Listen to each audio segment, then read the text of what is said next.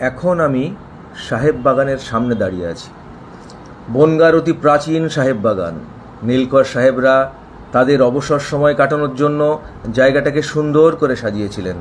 বাগানের মাঝখানে একটা দিঘির মতো জলাশয় তৈরি করেছিলেন। জলাশয়ের চারপাশে রং বেরঙের ফুল ফুটত, ছিল দেশি বিদেশি গাছ। জলসার আসর হতো, নাচ গান বাজনা। এখন অবশ্য তার কিছুই নেই বললেই চলে।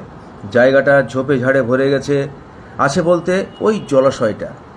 যদিও চারধারে বাড়িঘর, সরকারি বিভিন্ন দপ্তর, দোকানপাট হয়ে যাওয়ায় জলাশয়টা ছোট হতে হতে ছোট একটা পুকুরের রূপ নিয়েছে।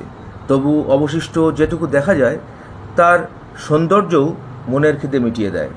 জায়গাটা এত শান্ত, স্নিগ্ধ, স্মৃতি বিজড়িত। এখানে এসে দাঁড়ালেই হরিত জীবন উৎফুল্ল হয়ে ওঠে।